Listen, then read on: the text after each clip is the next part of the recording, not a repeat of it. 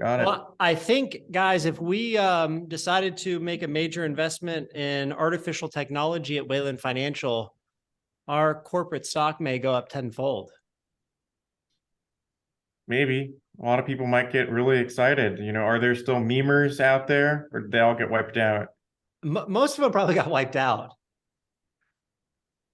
But it seems like every technology company that has a little bit of artificial intelligence associated with their name is really flying right now.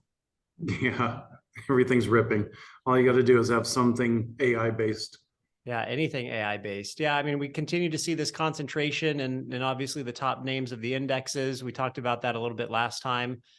And we've got that debt ceiling, quickly approaching. They may get a deal done. But what I wanted to kind of spend some time on today is I wanted to allow, the viewers to kind of get inside our minds on how we view portfolio construction, how we determine how we take risk in portfolios, and kind of just make this an open forum conversation on, where we start, where our starting point is. Obviously it's based off of our macro views, where we think the world's going to be in the next year to 18 months. And that kind of tells us how much risk we want to be taking in the portfolio in any given moment. But Carl, why don't you kick it off to start, and then Luke follow up with, just how we view portfolio construction as a whole. Sure. So we're adopting a more risk-based approach right now, and Luke has brought us some interesting tools and thinking around that, really looking at positions in a portfolio with respect to how correlated they are with the market overall, looking at portfolio beta carefully. And you can do risk analytics and simulations around all of that. And that's something that we want to start using more. The thing the big way that we think about it also is what are all your alternatives out there when you look at the bond market, stock market? Are you getting paid enough to take risk in different places? How much do you need to get paid?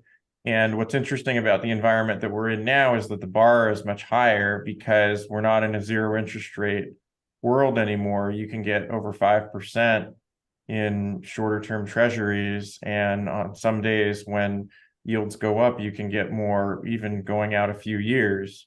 So that's a big thing to compete with that people haven't really had to think about much the last 10 years. So we're just trying to weigh all of those things really well and have a more thoughtful, integrated approach to all of this. Yeah. Why don't you, Luke, talk about beta? What does beta mean? Well, beta is your systematic risk, basically market risk. And really basically, like if the S&P 500 is a 1 beta, and what we look at is basically how these stocks move in relation to the S&P 500 or the market as a whole. So basically, if the S&P 500 has a 1 beta and you're looking at a stock with a 1.25 beta, well, it's 1.25 times more volatile than the S&P 500. So if the S&P 500 goes up 1%, that particular security should go up about 1.25%. Exactly. Or opposite, right? If it goes down 1% in the S&P, it should go down 1.25. So constructing a portfolio with utilizing beta as a metric is really kind of a gauge on how much risk you're taking in a portfolio at any given moment. Absolutely. I mean, what you're looking at is and it's not a perfect science, because what you're doing is you're looking at historical volatility and you're trying to make some assumptions. No, so what we'll do is stress test that, kind of change our beta up to we'll increase it and we'll lower it.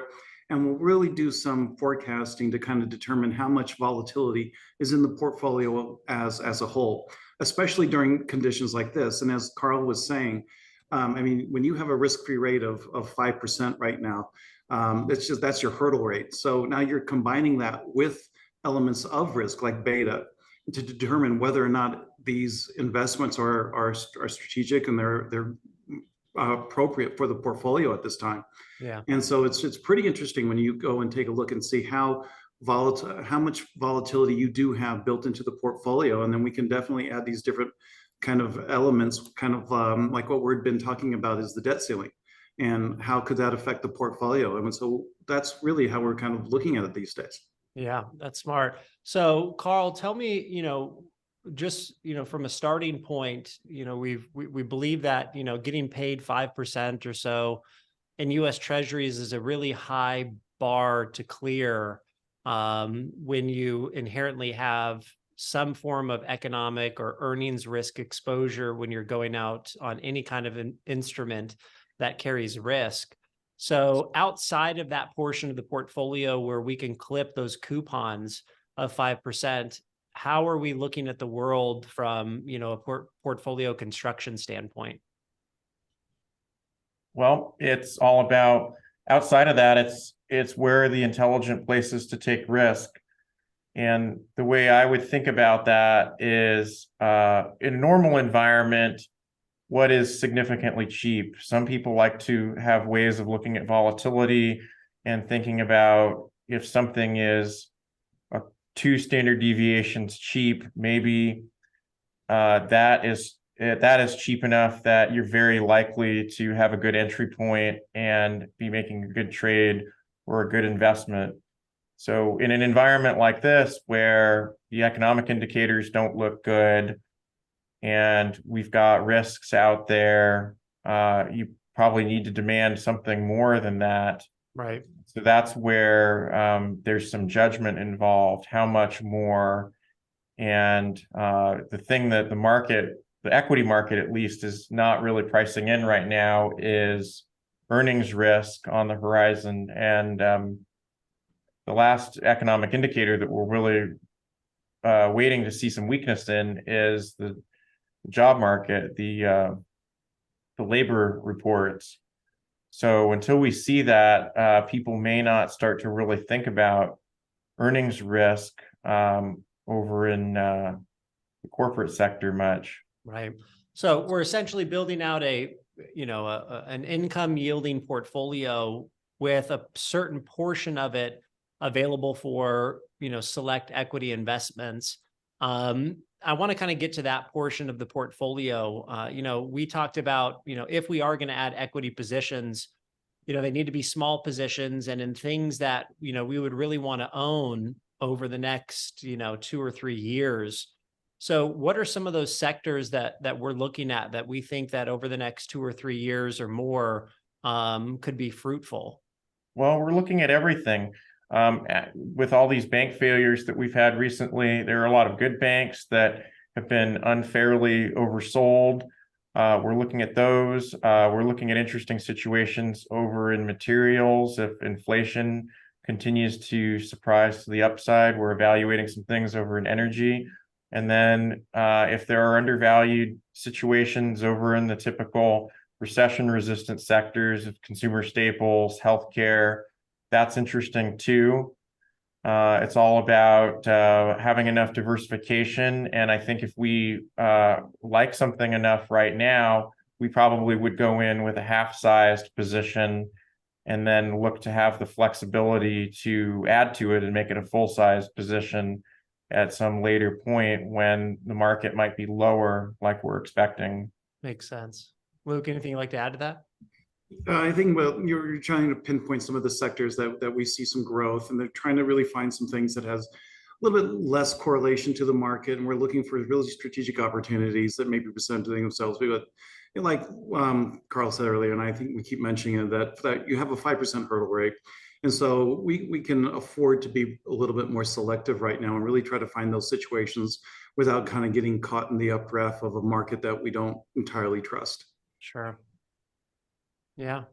Yeah, no, I totally agree. I mean, it's really challenging in an environment where, you have investor exuberance that pushes up things in a select few names, and that really rallies a large majority of the market, even though the fundamentals of whether it's their earnings that are coming in at a, kind of like an airplane stall pace, or they're just not deteriorating enough or fast enough. It makes it really challenging to look for opportunities when you're looking at valuations on things. But to your point, there is a blend between how we construct portfolios on the equity side where we take this macro theme, what we think the world should look like over the next year or 18 months, and then we overlay opportunities based off of that macro view. And then we look at it from not only a risk standpoint, or what you said, Luke, a beta standpoint, but also, Carl, what you really like to look at is from a fundamental standpoint. So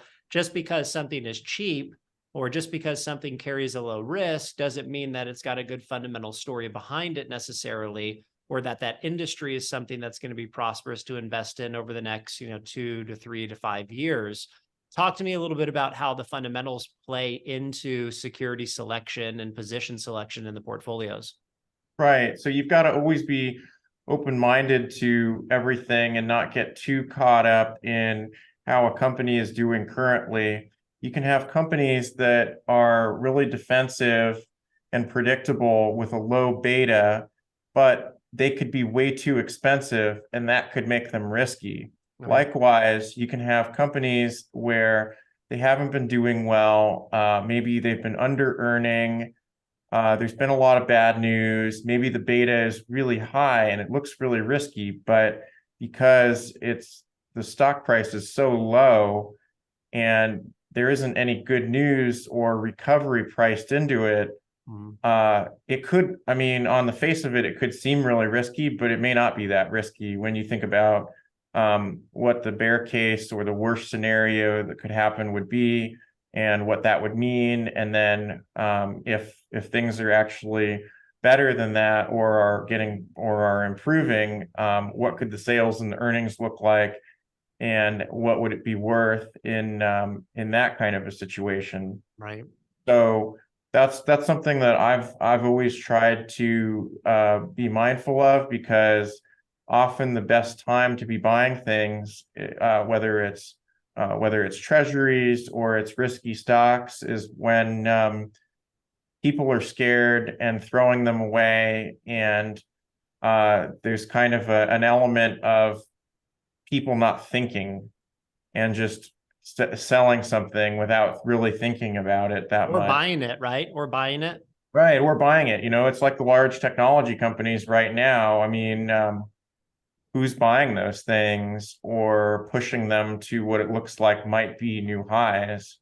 It doesn't really seem to make a lot of sense, but that's the way markets are.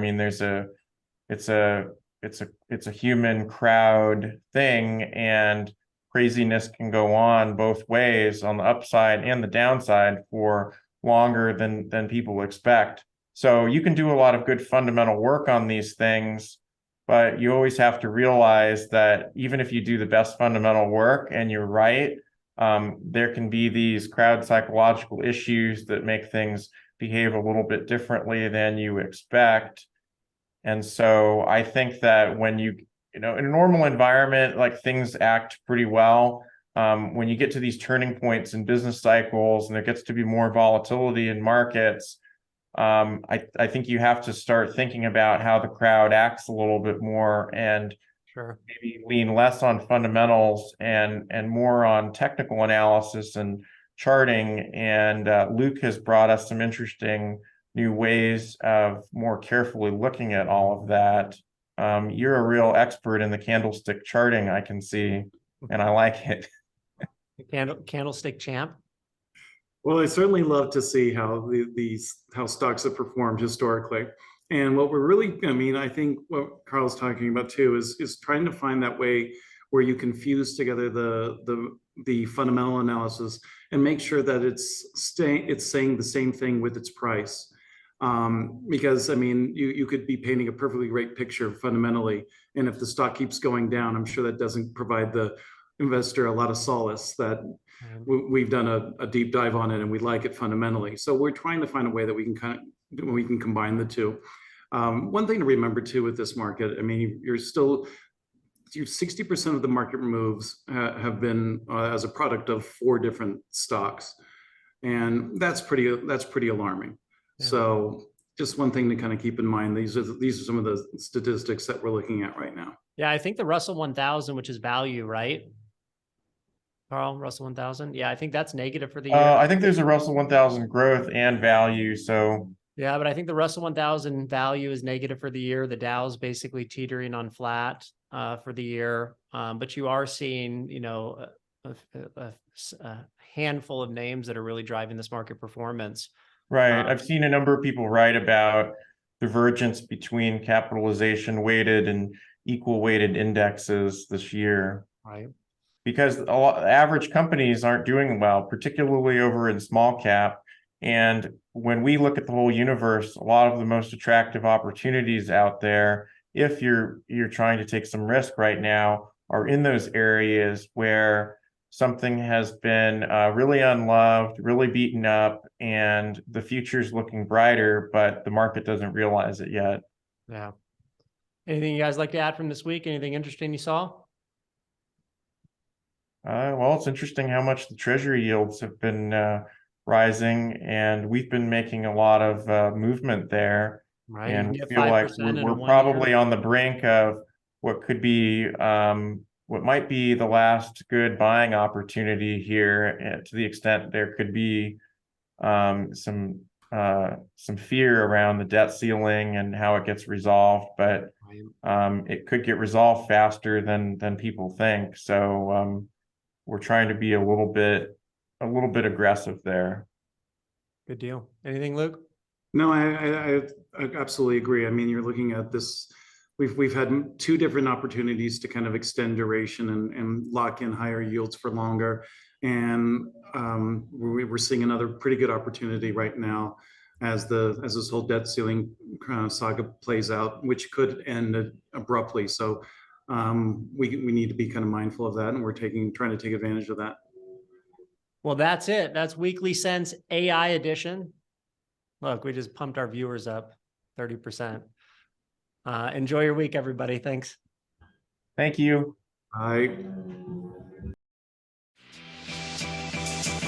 All opinions expressed by Andrew Whalen, employees at Whalen Financial, or any other podcast guest are solely their own opinions and do not reflect the opinion of Whalen Financial.